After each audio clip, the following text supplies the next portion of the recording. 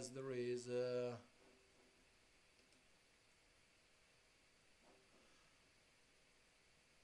hello everyone. Hello, I'm sorry for that delay. I'm sorry for the delay. It's our first day today going live. And my name is Art. I'm the founder of Practical Programming, a coding bootcamp here in New York.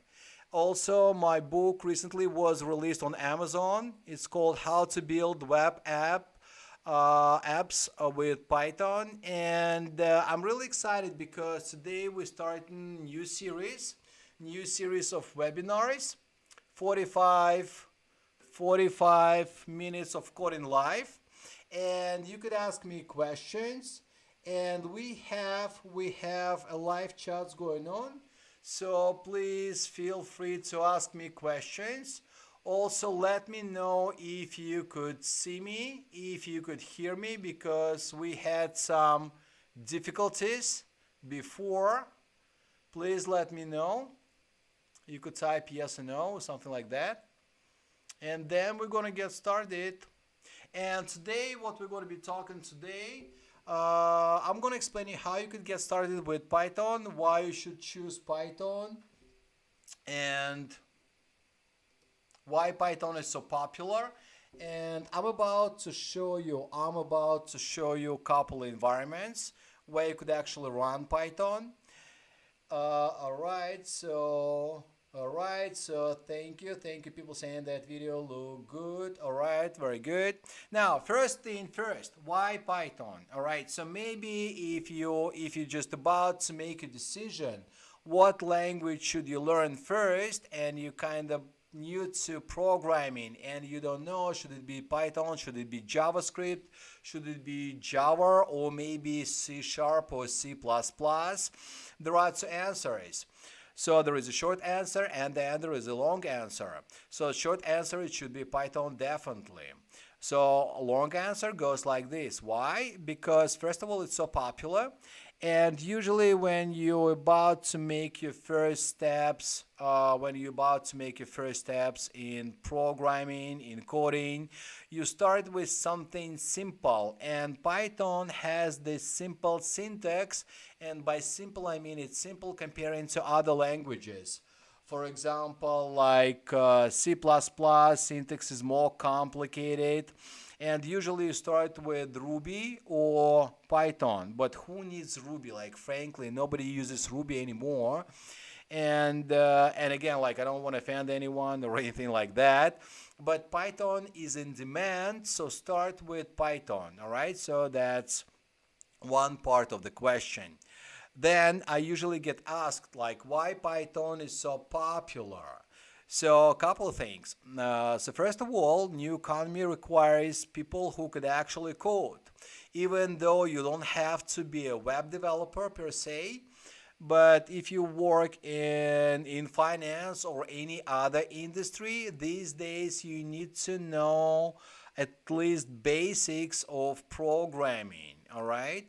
And Python would be the right choice, because Python, you could learn Python in a month or two if you work hard, and I want to underline that. So if you're ready to work hard for a month or two, believe it or not, Python is not a rocket science. You learn how to code in Python in a month. Also, Python is versatile language, so you could use it pretty much anywhere. You could build apps, you could build mobile apps, you could build games if you like, or you could analyze data. Python is great for automation. You could gather data, you could manipulate data, you could analyze data. So it's really versatile language, and it's easy to use. And again, like I said, it's not a rocket science. So if you work hard, you learn that language. All right. So now I know this is a little bit confusing, especially at the beginning. Like how, like, there are so many environments, and which one should you use, and how do you download and install Python? So today we will address all these questions, and we'll talk about all this stuff. And let me share my screen with you. All right, so I hope you could see my screen. And I want to start with Anaconda. So, in my opinion, it's the easiest way to download and install Python and to run Python. And by the way, in the description for this video, you'll find all these links.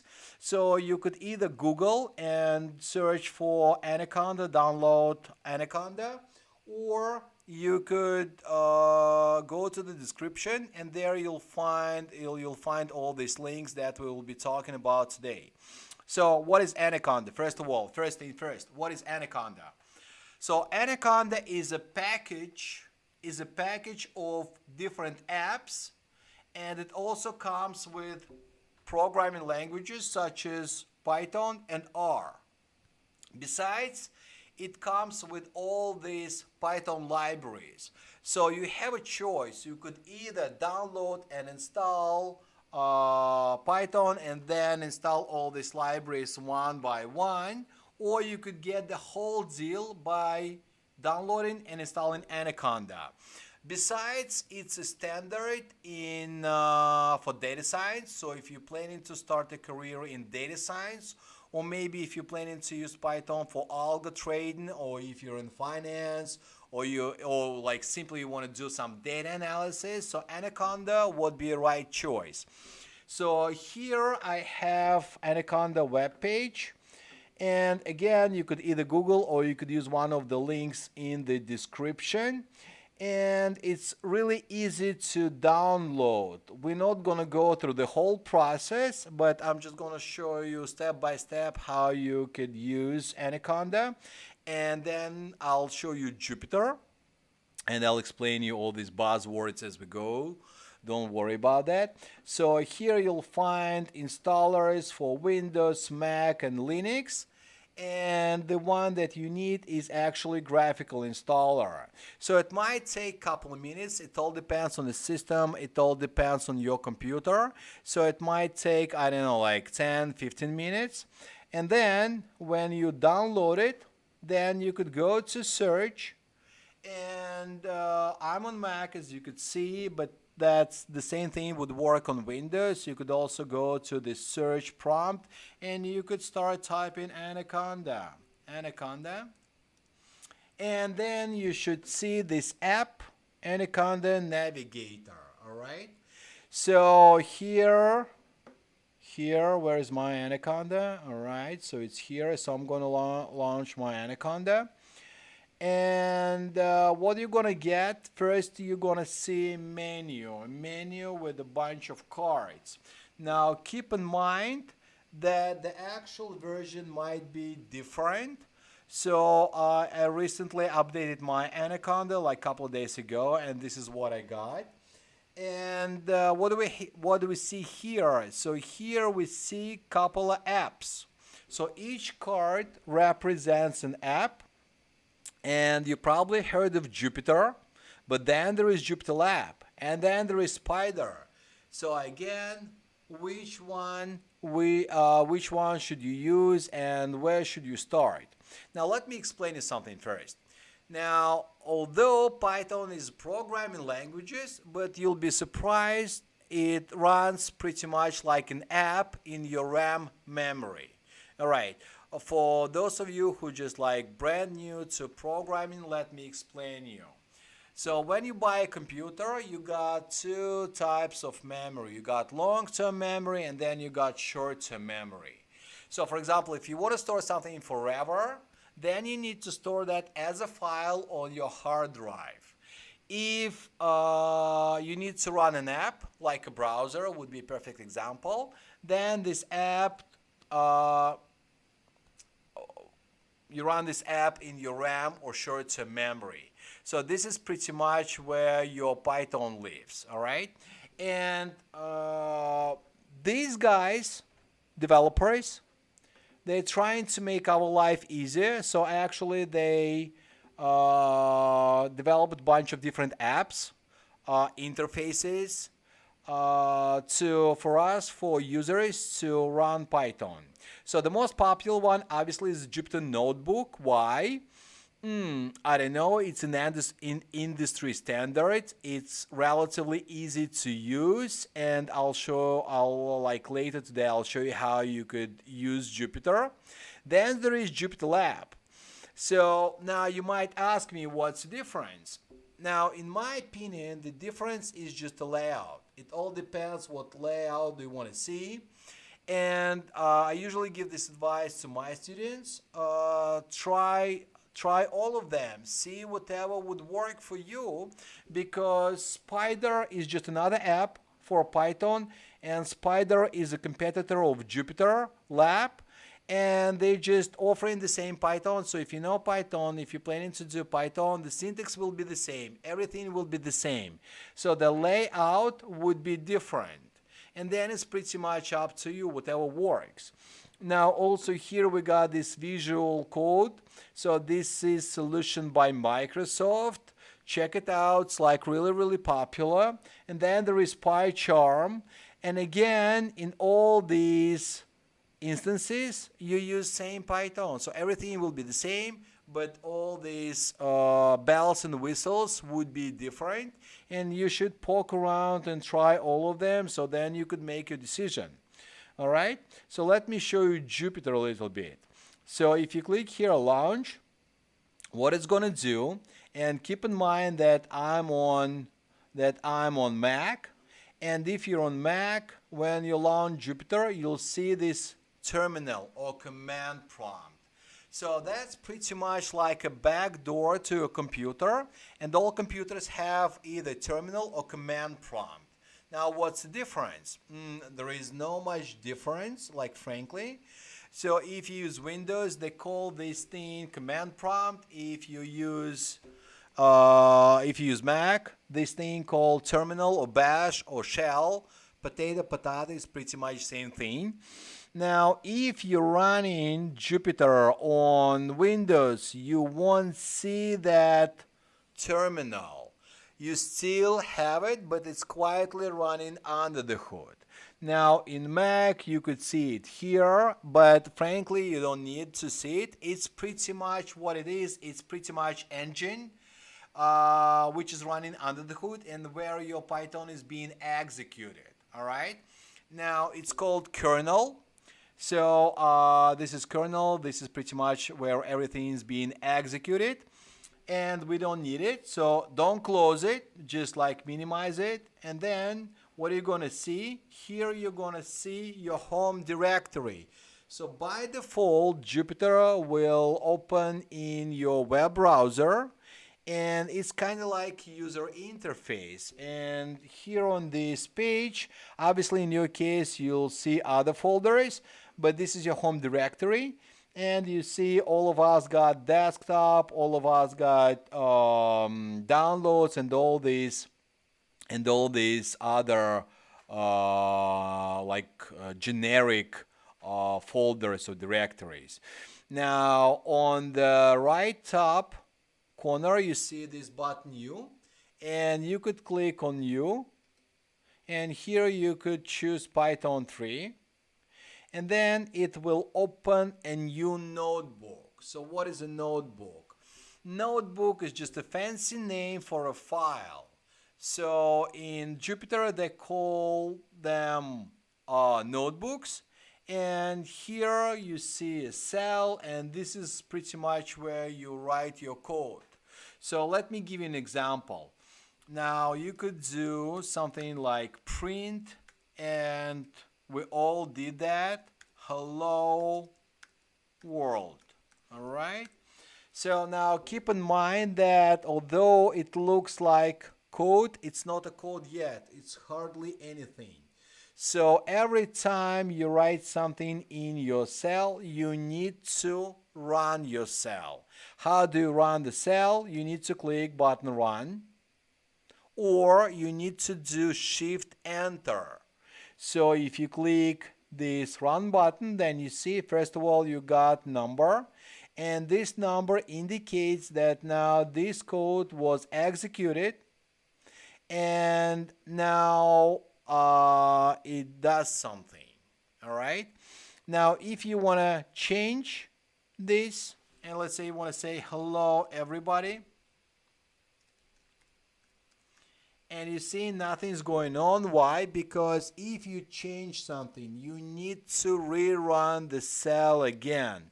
So the most annoying kind of part, and the part that beginners don't like, is that you need to rerun the cell if you change something. So here what you could do, you could just run it and bam, you see we have this thing updated. Now, a couple other things. Here, by default, you're going to get this name untitled or untitled and number. If you want to change it, so here you could call it whatever you like my file, and then you could rename this file. So it's really easy to use, and personally I use Jupyter a lot.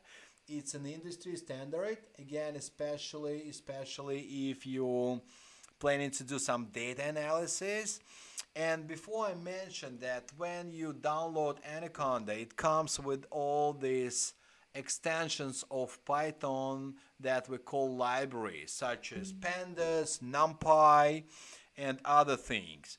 Now, if you're serious about Python, so at some point of your life, you would need to install some libraries. For example, if you want to work with the statistics, or if you work with big numbers, then you would definitely need NumPy, and NumPy is very popular Python library. It stands for numeric Python. And then if you're in finance, you definitely would need to use pandas. And I'm not talking about these cute little bears that are out there. Pandas stands for panel data. Pandas is very popular Python library for data analysis, and it was specifically designed for Wall Street people, because when you're on the Wall Street, you need to act fast and you got money. So people on Wall Street, they had to go faster, so they ordered and they actually developed. I think it was a hedge fund developer who started working on pandas, and the whole idea is that pandas can analyze huge data sets really fast. And it looks pretty much like a spreadsheet, so it's really popular. And the point I'm trying to make here is when you get Anaconda with Jupyter, so all these libraries already there, they already installed. So you don't need to go and download them one by one because they're all here, all right? So that's kind of beauty of Anaconda. All right, cool. Now, if you want to use Jupyter on the go, these days you can find a bunch of solutions that you can run online, so you don't need to install anything on your computer. And especially maybe you're planning to run Python on iPad or like cell phone or something like that. So then I have another solution. Let me see. It's called Google Collab. So again, you could just, that's I believe it's kind of new. It's kind of new. Solution from Google Collab, and you could Google it, or again check the links in the description of this video. And if you go there, so obviously you need to register, but I believe you probably already have a Google ID or Google username. So then if you take a look, it kind of reminds you of Jupyter. And yes, this is implementation of Jupyter, so you could have the same Anaconda, the same Jupyter pretty much running online. That's kind of cool. So for a couple of things, because if you're planning to work with huge data sets, you need a huge amount of memory on your computer. And since you're running this online, I'm not sure if they charging anything. You need to check that.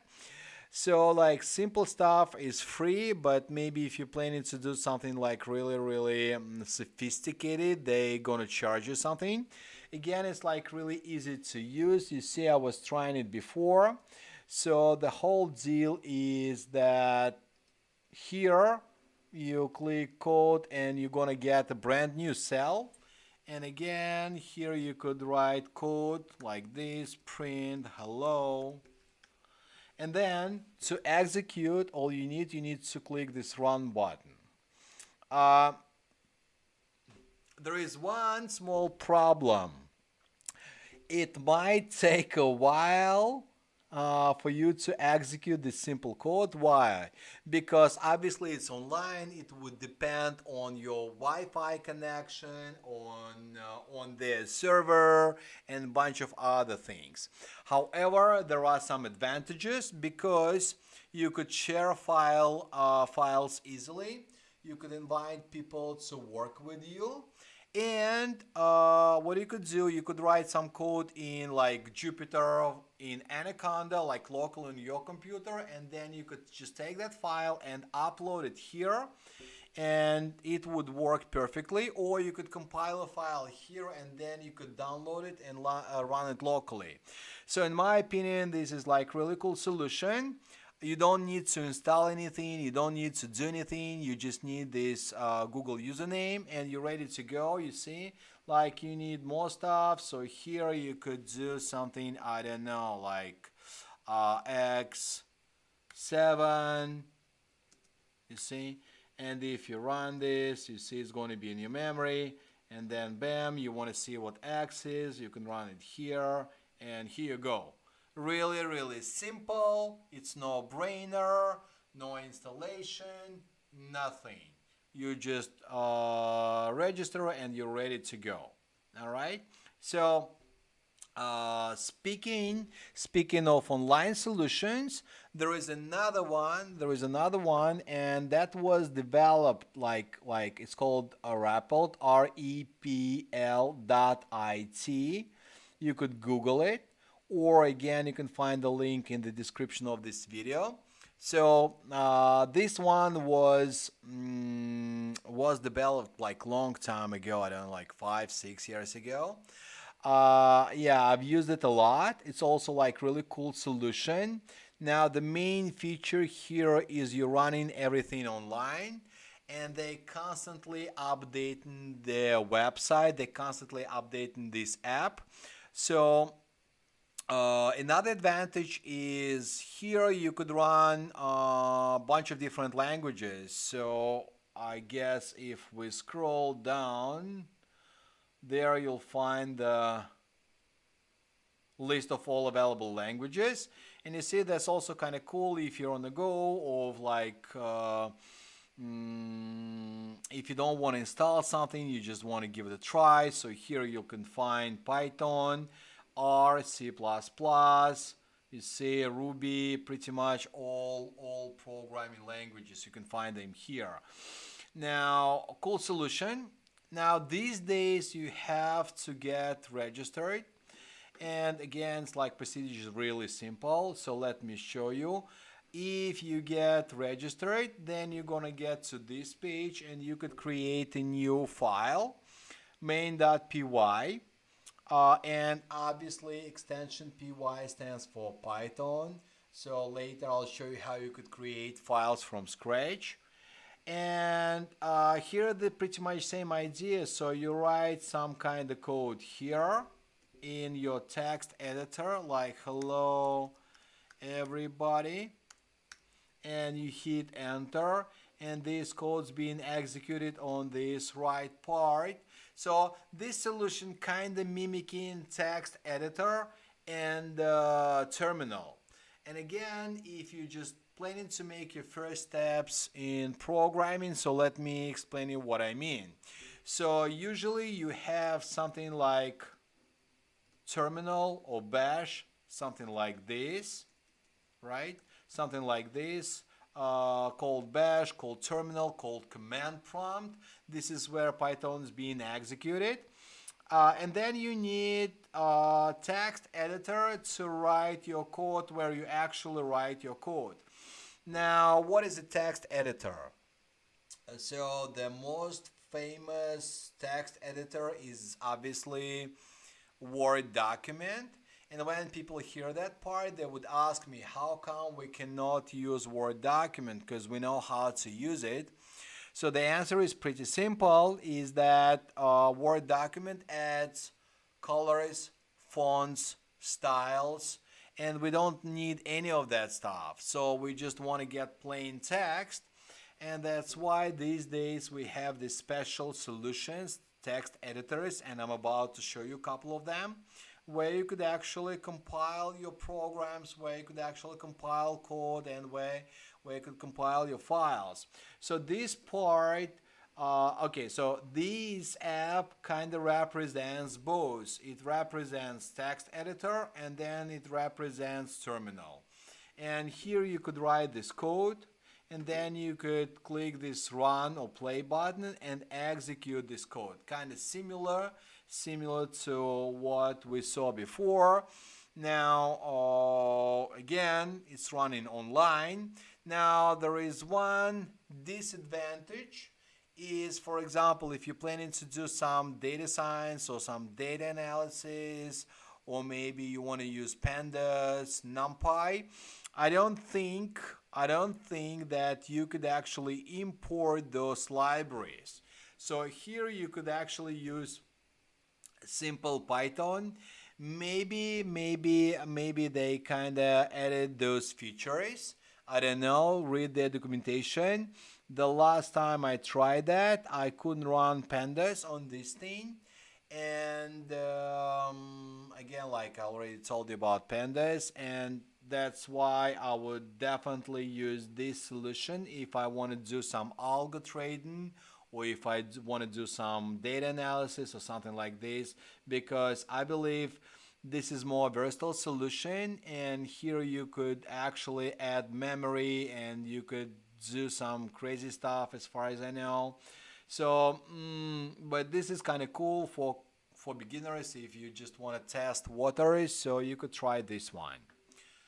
Alright, now that's being said, let's get to the source, python.org itself.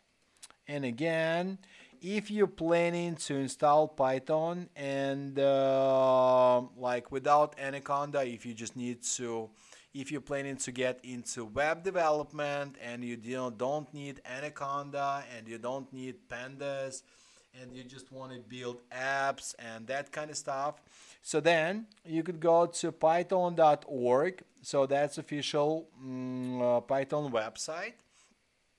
Here you go to downloads, and here you got a couple options. So you could download Python for Mac or Windows or Linux. Now here it shows current version. So let me stop right here and say a couple of words about different Python versions, because I usually get this question asked, like, what's the difference? So for example, some people in some banks, in some financial institutions, they still use Python 3.4. Why? So the answer goes like this, because those versions were kind of checked for malware and for security purposes. Some of them were rewritten at those financial institutions, and they keep them clean, and they don't want to they won't allow people to download current versions of Python on their workstations, because they might bring some harm, like in form of malware or like something. So it's actually it all depends on this security. And believe it or not, now all Python versions that start with 3, like 3.4, 3.7, 3.8, 3.2, 3.9, they all kind of the same. I don't want to say they're the same. Obviously, there are a bunch of differences, but as a beginner, you won't feel any differences. Believe me, the syntax will be the same. So if you know how to use Python 3.7, you could use Python 3.9 and 3.7. So the syntax will be the same. There are some small things that you won't need as a beginner, and all you need is to get started, and then you learn, and then you could check documentation for all these differences between these versions. So, all right. So now I'm not going to be doing this right now, but you could click download and you could download the latest version for Mac or for Windows. Now there is one little catch here, is that when you download Python for Windows, now it starts this familiar prompt, and like installation process is really easy. All you have to kind of click yes, yes, yes, you agree to everything, and that's kind of simple. However, let me tell you something. When you installing Python on Windows, in that prompt, I believe it's going to be like a first or second window in that installation prompt. On the bottom, there is a box. It says add Python to your path. You should check that. I don't have Windows here, but again, like, just pay attention. When you start this installation process, you would need to check that add to path. And why? Because you want to be able to execute and run Python pretty much in all places on your computer, in different folders, in different directories, you know. So this would give you ability to run Python in all directories, okay? Now, for Mac, you don't need to do anything like that. Why? Because it's going to be added to path by default, so you don't have to think about it. So it's going to be there, and later I'll show you what I mean. So pretty much what I mean here, when you add it to path and then you open a brand new terminal like this, so that would be an example. So here you could do Python, hit enter, and you see what it just did. It's actually launched that Python in my terminal. So now if you're on Windows, you gotta check that box that you need to add Python to environment path. All right, and since we in this Python shell, and by the way, you could see that on my Mac I still use Python 3.8. all right, so previous version, but that's okay. So here you could do something like print hello, and pretty much that is it. So you could run Python. So now, but it's inconvenient to run Python in a shell. Why? Because, for example, if I forget to do these quotes and I'm gonna get this error message, it would be impossible for me to go back and kind of edit it here and fix it. So then I would need to retype the whole thing from scratch, and that's kind of annoying. That's exactly why we use text editor, because text editor is user friendly, and you could go back and fix something or change something, and there are a bunch of options, and I'll show you a couple of text editors today. Alright, so let's do function quit and get out of this Python shell. So now we're all done with that. Alright, so after you download Python from here, you would actually need this text editor. Now, I'm not going to be like advertising any text editors. I'm just going to show you a couple of them, my favorite ones, because there are so many different text editors like PyCharm, Atom. So then there is Sublime. So here you could Google Sublime Text. I've been using it for a while now. It's free. It's free. Although at some point they might ask you for some money, but and you see they got this button here, buy. You don't need to buy it because they just asking for this license. But believe me, you don't need to pay that. So you could just download it and use it for free. Like I said, I've been using it for I don't know like how many years. And so here let me show you how you could actually launch it. So if you download it, so then you could open it. Now the first thing first, you need to create a brand new file, and keep in mind that in Sublime you could create a file pretty much for any programming language. So you need to go to save as, and then you need to come up with some kind of name, like I don't know, my file. And rookie mistake, people skip that part, you need to add this extension .py because it's a Python file. Also, my advice to you, make sure you know where you're saving your file. For this example, I'm going to save my file on a desktop. Now you see it's on a desktop. All right. And here, so now we have Python file, and here I'm going to do the same print hello world. All right. Make sure you save your file. So because if it's not saved, it's not going to run. Now then, to execute your file, you need to go to terminal or bash or command prompt.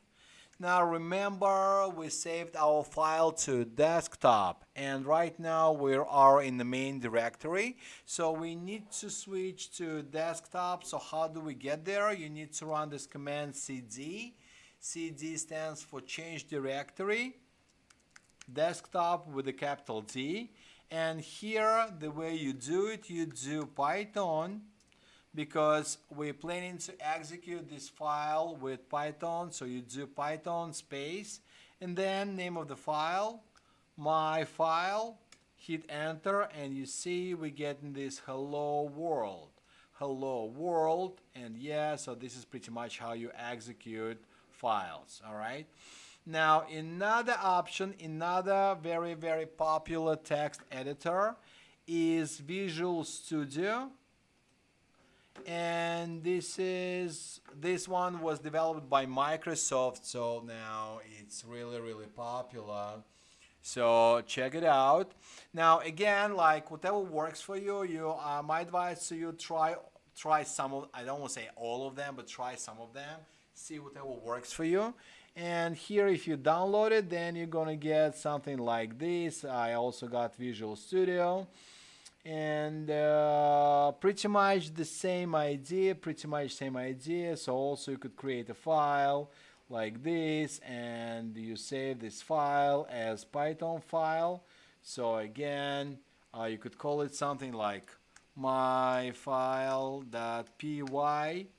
and then again, make sure that you save it. So now you see it recognizes that I'm dealing with Python, and I'm getting this Python logic here, and here you could write Python. All right, so that's another option.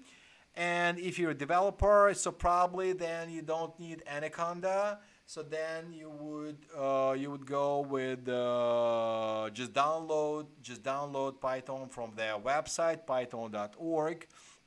And then you could execute your files, and you compile your files using one of the editors. And again, there are a bunch of others like PyCharm, and I'm not going to be arguing which one is the best one right now. It's pretty much up to you. My advice, try all of them, see if it works, and then you make your choice, and then that's pretty much it. So then you could actually compile and execute Python files. All right, so now we get into this question part. So let me know if you have any questions, and I see a couple of questions. All right, so how efficient is building Android apps based on Python compared to Java? All right, so a couple of things. Now, if you want to build just Android app, then you need to know Java, and then you need Android Studio for that. All right. Now, but these days you don't want to build just app for Android. You also want to build apps for iOS, and then you have a dilemma: which one should you do first? Now, especially if you're a startup, you're limited in your resources. And then there is a question like, do I hire two teams, and it's kind of costly. So the solution is React Native, and if you use React Native, you're gonna kill two birds with one stone. And then you could, using JavaScript, you could write code that will be built as two standalone apps, one for iOS and the other one for Android. So you see, you don't have to choose anymore. So now what about backend? Backend is obviously Python, and I'm talking about Django here. So you could build that.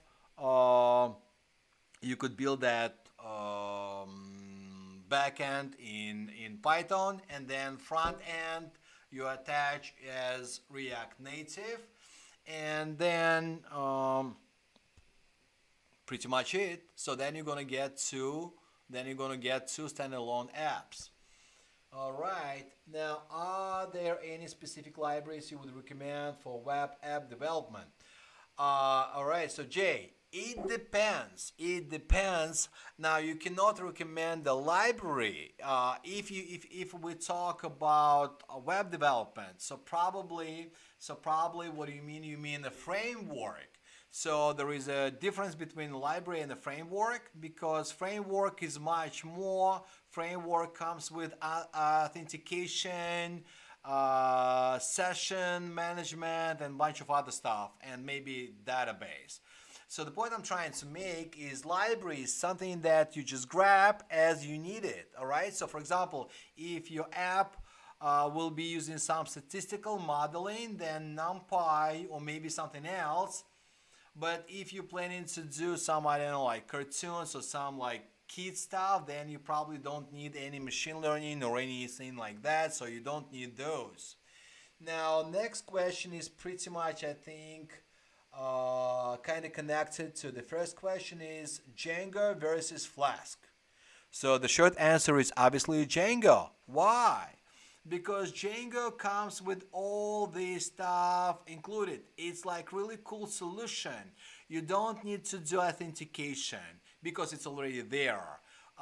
Believe me, you don't want to work on a login or like Flask. If you use Flask, you would need to use third-party solution. And it's always a hassle, like to grab one thing there and the other thing is over there, and then combine them together, then something will clash, and that's like a headache. Now Django would be my choice because I use Django every day, and it's like really cool solution. And by the way, that's, you could check out my book, Building Versatile Mobile Apps with Python, and there I actually explaining the whole process of building these apps using Django as a backend and React Native as a front end. So Django is more versatile. Everything is included, everything in one place, and you could scale it really fast. You could build a professional looking web apps if you got just one or two people on your team, or if you use if you got like all resources like Instagram is using Django. All right, like Spotify is using Django. Who else like NASA is using Django. I mean, you could Google it. All right, so you'll find it there. All right, so, and people saying that I should speak more closely to Mike. All right, so a couple of things. Thank you. I will do. Now, another thing is we're planning to do these live webinars every week or 2 weeks. So please subscribe to my new channel. I'm sorry if we had some problems at the beginning because today was the first time I actually tried to do something like that. Now, if you don't want to miss our future events, please subscribe. And if you have any questions later, you could always get back to me and ask me questions either in the description to this video, or you can find me on Twitter. Also, next week we will be talking about data types. So, data types is a cornerstone of any programming language. Like no matter what you use, like JavaScript, Python, or whatever, you gotta understand data types. Now, somebody a long time ago, when I was like making my first steps in coding, told me that good programmer should think about data types. And at that point, I thought that was nonsense. I thought that to be a good programmer, a good coder, like cool coder, you need to know all these like fancy cool functions. Apparently not. You need to understand data types. And next week I'm going to offer you my definition of data types because I think that that's the most confusing topic. So we're planning to do it next Wednesday, I guess. So please subscribe and you won't miss a thing. If you like this video, please give me a like. If you didn't like it, so try try next one. And then if you have any questions later, you could always find me on Twitter and you could send me your questions and I'll do my best explaining them and answering them. All right. So thank you. I guess we're all done for today, and I'll see you next time. Thank you.